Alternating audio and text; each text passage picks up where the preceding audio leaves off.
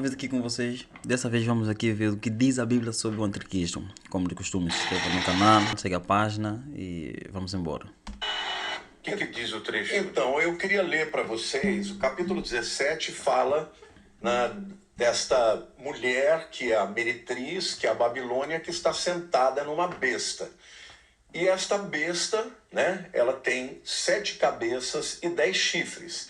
E o capítulo 17, os versículos 10 e 11, diz assim: dos quais caíram 5... Eu vou ler o capítulo inteiro para a gente entender melhor. A partir do versículo 1, olha: veio um dos 7 anjos que tem as 7 taças e falou comigo dizendo: vem, mostrar-te-ei o julgamento da grande meretriz, que se acha sentada sobre muitas águas, com quem se prostituíram os reis da terra, com o vinho da sua devassidão. Foi que se embebedaram os habitantes da terra. Transportou-me o anjo em espírito a um deserto e vi uma mulher montada numa besta, escarlate, vermelha, né? Besta repleta de nomes de blasfêmias, com 7 cabeças e 10 chifres. Então aqui é uma mulher como uma prostituta, tá bom? E na Bíblia, frequentemente, a idolatria é caracterizada como uma prostituição, tá? E aí... Idolatria é caracterizada como prostituição? Olha, vocês dão a sua opinião, escreve no comentário, diz ali se vocês concordam com isso ou não. E achava-se a mulher vestida de vermelho, púrpura e de escarlata, adornada de ouro, de pedras preciosas e de pérolas, tendo na mão um cálice de ouro transbordante de abominações e com as imundícias da sua prostituição. É uma mulher, a figura de uma mulher meretriz, que nada mais é do que uma falsa religião que ao longo dos séculos enganou muita gente. Aí diz: na sua fronte achava-se escrito um nome, um mistério: Babilônia, a mãe das meretrizes das abominações da terra. Isso reporta para Babel, para a Torre de Babel, lá em Gênesis capítulo 11. Por quê? Porque a Torre de Babel, uma mulher chamada Semíramis, juntou-se, né, com Tamuz, o seu filho, e eles criaram uma nova religião. Lembra? Eles fizeram uma torre onde eles deveriam chegar até Deus. Deus mandou que eles se espalhassem pelo mundo, crescessem, multiplicassem. Eles quiseram fazer um governo central mundial, onde a religião era a forma de manipulação das pessoas. Deus vem e confunde as línguas, separa os povos, e as pessoas então se separam de acordo com as novas línguas que falavam. Ali nasce a falsa religião chamada de Babilônia. Desde o Gênesis... Família, vocês já sabiam disso? Como é que surgiu a falsa religião da Babilônia? Tá aí a história. Até no Apocalipse. Aqui, esta Babilônia é chamada por Deus de uma meretriz, que está sentada sobre uma besta. A besta é uma fera, e nas escrituras, frequentemente, os impérios poderosos que perseguiram, sobretudo, Israel, são vistos como feras. Como bestas que vêm, que devoram, que matam, que dominam e subjugam. Aí ele diz assim: então vi a mulher embriagada com o sangue dos santos. Aqui ela vai perseguir literalmente e matar as pessoas que são de Cristo. E com o sangue das testemunhas de Jesus. E quando a vi, admirei-me com grande espanto. O anjo, porém, me disse: por que você se admirou? Eu vou te contar o mistério da mulher e da besta, que tem 7 cabeças e 10 chifres, e que leva a mulher.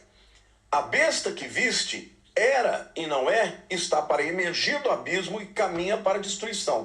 Ou seja, esta besta, este império que era, ou seja, ele já existiu no passado, desculpe. Ele era e não é, porque no tempo em que João falou, ele não existia mais, mas está para emergir do abismo, ou seja, vai ser alimentado por um poder satânico do próprio Satanás, caminha para a destruição. Ou seja, o final dela, esse sistema religioso que ao longo dos séculos enganou tanta gente, vai acabar.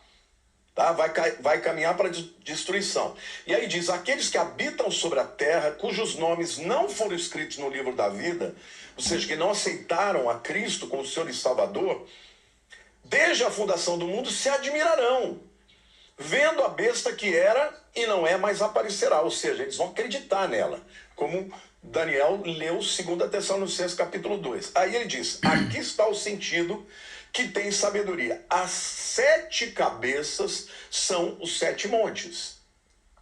E aqui no tempo em que João falou, é muito mais provável que esteja falando de Roma. Tá. Por quê? Porque nessa época o Império Romano ainda não tinha expandido para o Oriente, que depois se torna Istambul, e que também é uma cidade que tem 7 colunas. Aí ele diz, aí é que vem a interpretação, os versos 10 e 11. Dos quais caíram 5, um existe e outro ainda não chegou. E quando chegar, tem que durar pouco. Aqui, gente, é onde vem a interpretação de algumas pessoas que estão dizendo dos 8 papas. Primeiro, porque fala que são reis. Faz sentido? Faz. Porque desde 1929, com o Acordo de Latrão, o Vaticano se tornou um Estado. É o menor Estado do mundo. Mas Só para constar, família, lá o Vaticano, a cidade Papa lá na Itália, é como se fosse um país dentro da Itália. É como se a Itália fosse um país grande e o Vaticano também é tipo, não é apenas uma cidade, é um país ali dentro da Itália. É como se fosse 2 países ali. um país. Então, o Papa, que é o líder maior, de certa maneira, ele pode ser visto como rei. Tá certo? Exato, Agora, é isso. lá diz que 5 reinos já passaram. Um existe, né? E o próximo que vier vai durar pouco tempo. Agora, essas pessoas dizem que esses reis são os papas que vieram após a criação do Vaticano. No caso do Daniel Mastral, eu vi ele lá, inclusive aqui na live com você, ele disse que o primeiro não conta, porque ele, quando o Vaticano foi criado, ele já era papa. Entendi. Então ele tira. A partir daí ele começa a contar os papas, e o 7º seria o Francisco, e o 8º é o próximo que virá, que seria esse último papa, juntando lá com a profecia de São Malaquias. 8º papa.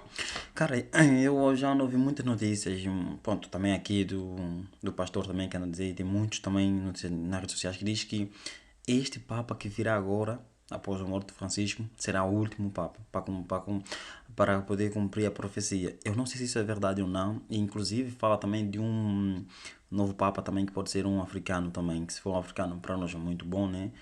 E é isso, vamos continuar aqui esse vídeo. Papa, o último Papa. O último Papa. Agora veja, a questão é a perspectiva de quem profetizou. João, no 1º século depois de Cristo. Ele está falando de 5 reinos que já caíram. Ele não está mostrando para o futuro a criação do Vaticano e outros papas que virão. Ele está falando de 5 papas que caíram na época em que ele teve a visão e a profecia. Na minha opinião, quem são estes reinos que estão simbolizados aqui nos 8?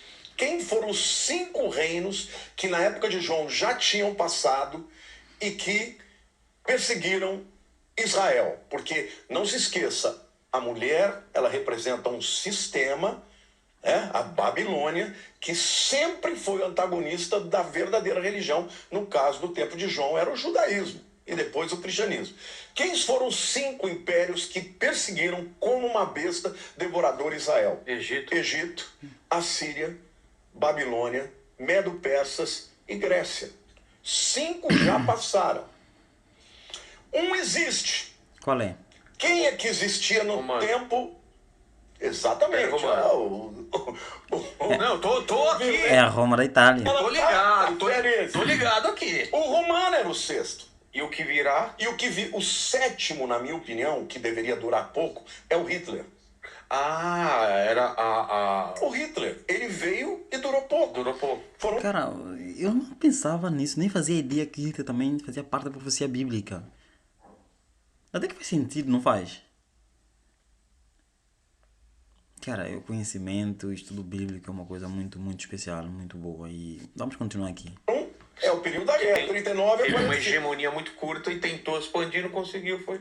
E quem é o oitavo, na minha opinião, que vem e que será da onde vem o anticristo? China ou Estados Unidos? Eu penso que é a união da Europa, um acordo de paz entre a Europa Israel. e o Islã. Islã. Por que isso? Quando você vai para Daniel, capítulo 2, quando fala da visão também da estátua, né? Cabeça de ouro, depois prata, depois bronze, depois ferro, e depois ferro misturado com barro, eu vejo esse último reino que vai se levantar contra o Messias. O reino não necessariamente precisa ser um país, pode ser uma junção que é, está é falando. um império. É um império. É um império. Eu vejo que é uma. Lá na profecia de Daniel, capítulo 2, da estátua, aqui a gente não tem tempo para aprofundar muito isso, mas ali, quando fala dos dedos, dos pés e da canela, fala de ferro misturado com barro. Eu entendo, primeiro, a divisão desse Império Romano, que se tornou o Império Romano do Ocidente e do Oriente, capital Roma, capital Istambul, é a divisão, né, das pernas. Sim. Um lado é um lado mais democrático, representado pelo barro, e o outro lado é um lado mais impositivo, mais imperialista, que é representado pelos islâmicos. Então, na minha opinião, o oitavo rei, o oitavo reino, ele nada mais é do que um acordo de paz que vai acontecer entre os globalistas da Europa e os líderes do Islã. Essa é a minha maneira de entender. Por quê? Porque... E vocês, família, concordam com isso? Quais são as vossas opiniões? Acho que está certo? E deixa aqui nos comentários as vossas opiniões, o que é que vocês acham sobre isso e se está certo ou errado. Eu não consigo ver que, do ponto de perspectiva de João, que ele diz que 5 já passaram, ele falar de 1929, o início de um novo tempo, com a criação do Vaticano, falando no passado, quando na verdade está quase 1900 anos depois.